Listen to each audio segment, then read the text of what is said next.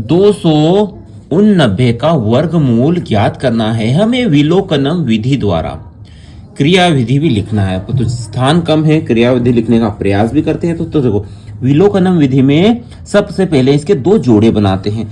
तो दो जोड़े क्या बनेंगे, दो जोड़े क्या बनेंगे, एक तो ये वाला और एक ये वाला, यानी दायां भाग है 89, ये एक जोड़ा और ये 2 का दूसरा जोड़ा। ठीक है, अब दाएं भाग से वर्गमूल की इकाई के अंक का निर्धारण होगा और बाएं भाग से वर्गमूल के बाएं भाग का निर्धारण होगा।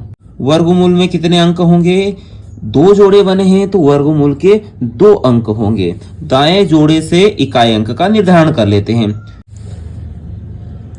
दाएं भाग का इकाई अंक क्या है, इकाई अंक है 9। तो वर्गमूल का इकाई अंक 3 या 7 होगा। ठीक है, ये तो हम जानते ही हैं। यदि किसी संख्या का इकाई अंक 9 है तो उसका वर्गमूल का एक अंक या तो 3 होगा या 7 होगा। जैसे 9 का वर्गमूल 3। ऐसे ही 49 का इकाई अंक 9 है तो 49 का वर्गमूल होता है 7, यानी या तो 3 होगा या 7 होगा। अतः वर्गमूल का इकाई अंक या तो 3 होगा या 7 होगा। ठीक है, इकाई अंक का निर्धारण हो गया। अब हम बाएं भाग पर चलते हैं और दहाई अंक का निर्धारण करते हैं।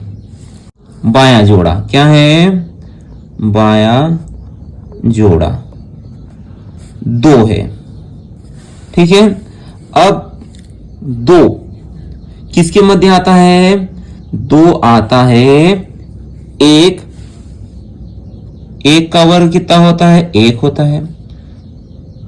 2 का वर्ग 4 होता है। 1 का वर्ग 1 और 2 का वर्ग 4। तो आप देखिए 2 किनके बीच में है, 1 व 4 के बीच में, परंतु 4 क्या है, बड़ा है। तो उत्तर क्या हो सकता है, 1 हो सकता है। ठीक है, चूंकि 2 का वर्ग 4 बड़ा है 2 से, तो दहाई अंक क्या होगा, 1 होगा।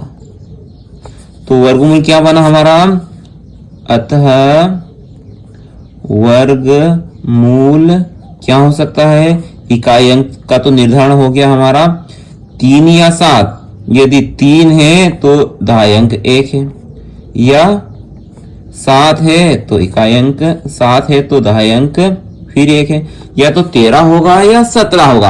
अब कैसे पता करें 13 सही है कि 17 सही है, तो हम 15 का वर्ग जानते हैं। 15 का वर्ग क्या होता है, तो 15 का वर्ग क्या होता है, 15 का वर्ग यानी 1 अधिक n पूर्व विधि से ज्ञात कर सकते हैं। 1 से अधिक 2, 1 का गुणा 2 में करिए, 2 एकम 2 और 25, तो क्या आया 225। और 225 289 से ज्यादा है कि कम है, तो 289 से कम है, यानी यह 15 का वर्ग 225 है, तो यह 15 से बड़ी संख्या ही होगी, तभी 289 इसका वर्ग होगा, यानी इसका उत्तर 13 नहीं हो सकता, इसका वर्ग सही उत्तर होगा 17। अतः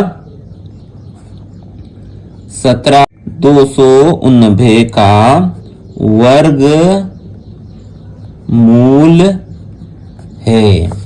ठीक है, आशा करता हूं उक्त प्रश्न आपको समझ में आया होगा।